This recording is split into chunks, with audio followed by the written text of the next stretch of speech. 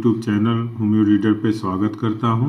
आज हम बात करते हैं होम्योपैथी की एक मेडिसिन एलोज के बारे में, जिसका कॉमन नाम एलोज सोकोट्रिना या सोकोट्रिना एलोज भी बोलते हैं। हिंदी में इसको घी कुमारी के नाम से भी जाना जाता है।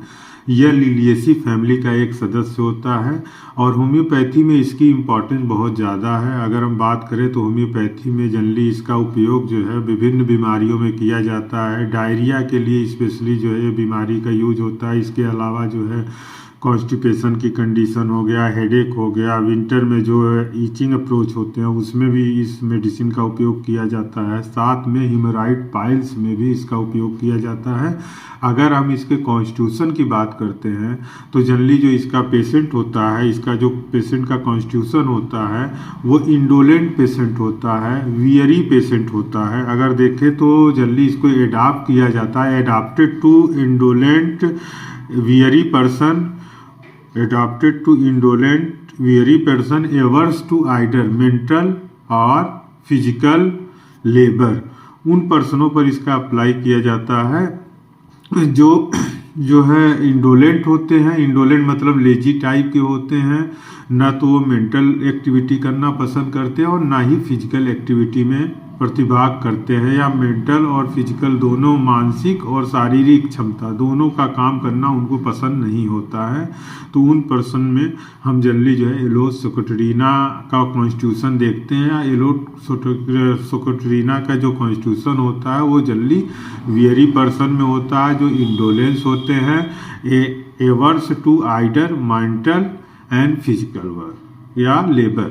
तो जनरली जो है इसका ये कॉन्स्टिट्यूशन होता है। इसके अलावा जो इसका मेंटल जनरल है वो सबसे इम्पॉर्टेंस है और जनरली मेंटल जनरल का एक क्वेश्चन बराबर पूछा भी जाता है। तो जनरली इसका जो पेशेंट होता है वो डिससेटिस्फाइड होगा, डिससेटिस्फाइड जनरली होता है और एंग्री होता है, dissatisfied and angry about himself, about अपने ऊपर जो है डिससेटिस्फाइड और एंग्री होगा about himself and is his complain. Specially जब वो कॉन्स्टिपेशन में होता है तो उसको बहुत ज़्यादा गुस्सा आता है और बहुत ज़्यादा जो है असंतोष व्याप्त करता है। तो जनरली जो है ये एलोज सोकोट्रिना का मेंटल सिम्टम है। अगर हम इसके और भी सिम्टम के बारे में बात करें तो जनरली एलोज सोकोट्रिना का जो स्पेशलिटी होता है वो होता है म्यूकस मेम्ब्रेन का फॉर्मेशन। तो म्यूकस मेम्ब्रेन का फॉर्मेशन ये थ्रोट में भी करता है और रेक्टल एरिया में भी अगर आपको देखने को मिलता है। तो इसका जो वो होता है एक तरह से नेचर जो होता है या किस तरह की क्वालिटी होती है इसके म्यूकस की, तो इसका जो म्यूकस होता है वो जेली लाइक लंप में होता है। जेली लाइक लंप में हमें ये म्यूकस देखने को मिलता है। तो जनरली जो इसका formation jelly like mucus lump में हमें देखने को मिलता है।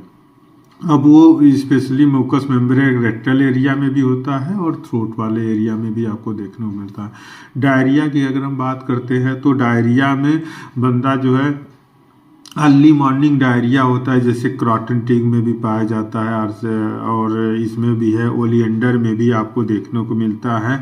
As to hurry to closet immediately after eating and drinking, कुछ भी खाएगा और पिएगा तुरंत जो है स्टूल की तरफ भागेगा या स्टूल करने के लिए जाएगा, डायरिया हो जाएगा कुछ भी खाने और पीने के बाद। तो जनरली इस तरह की कंडीशन में हम एलोज को फॉलो अप करते हैं या एलोज के सिम्टम होते हैं। साथ में होता है want of confident in sphincter ani. Sphincter ani मतलब होता है जो मलगुहा होता है, मलगुहा के अंदर इसको मलगुहा का जो रास्ता होता है उसके ऊपर इसको कॉन्फिडेंट नहीं होता है। जनरली जब ये फ्लेटस पास करता है, फ्लेटस जब भी पास करेगा उसी के साथ साथ ये जो है स्टूल का कुछ पार्ट जो है पास कर देता है। तो ये भी इसे सिम्टम में हमें देखने को मिलता है। अब इसका जो डायरिया होता है तो अर्ली मॉर्निंग डायरिया हमने जाना ही है। साथ में जो है कि जब भी इसके डायरिया होता है तो उसमें साथ साथ फ्लेटस जो है उसका ऑफेंसिव होगा, बर्निंग होगा फ्लेटस, और बहुत ज़्यादा जो है हल्का सा फ्लेटस जो है स्टूल के साथ जो है थोड़ा सा स्टूल आता है और ढेर सारा जो है फ्लेटस बाहर निकलता है। और जनरली जो है बिफोर स्टूल के पहले पेशेंट के अंदर जो है rumbling, violent, sudden urging, heaviness in rectum हमें देखने को मिलता है। और during stool generally tenesmus and much flatus after stool भी हमें पेशेंट के अंदर देखने को मिलता है।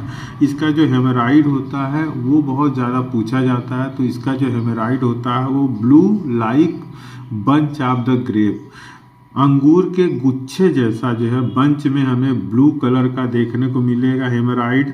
और जनरली जो है इसमें बर्निंग सेंसेशन होता है, बियरिंग डाउन रेक्टम के नीचे वाले एरिया में लटकता है अगर देखा जाए। ब्लीडिंग भी होने, इसमें जो ब्लीडिंग होती है वो सोर होता है, टेंडर होता है। और रिलीव किससे मिलता है? सोर, टेंडर और हीट उस दौरान रेक्टल एरिया में होता है इसके हेमोरॉइड में। और उसको जनरली कोल्ड एप्लीकेशन मतलब कोल्ड वाटर से धुलने पर उसको आराम मिलता है। और साथ में रेक्टल एरिया में मच ईचिंग, बहुत ज़्यादा खुजली भी हमें देखने को मिलती है।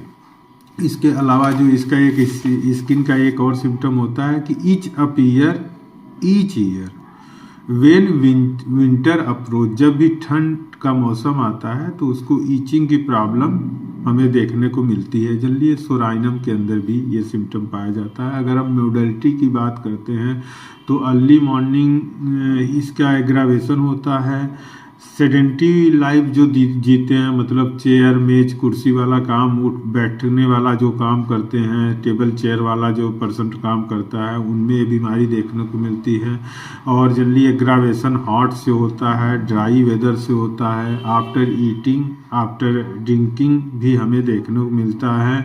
इवन वॉकिंग से भी इसकी प्रॉब्लम बढ़ती है। अम्लियोरेशन इसमें कोल्ड वाटर से होता है, कोल्ड वेदर से भी इसमें पेशेंट पे आराम मिलता है। और इवन की डिस्चार्ज ऑफ द फ्लेटस को पास करने के बाद भी जो है पेशेंट को, एलोज के पेशेंट को आराम मिलता है। तो ये रहा एलोज के बारे में आज हमारा ये टॉपिक। आपको वीडियो कैसा लगा हमें ज़रूर बताइएगा। होम्यो रीडर का ये जो यूट्यूब चैनल है हमने इसलिए बनाया है कि हम ज़्यादा से ज़्यादा लोगों को अपनी जो नॉलेज है, अपने जो चीज़ें हैं, हम आप लोगों को बांट सकें। ऐसा नहीं कि हो सकता है कि आपको हमसे भी ज़्यादा नॉलेज हो, और होगा ही, बेशक होगा, लेकिन हमने जो है कि ये श्रृंखला बनाई है कि हम जो हिंदी भाषी जो स्टूडेंट हैं वो होम्योपैथी को समझें।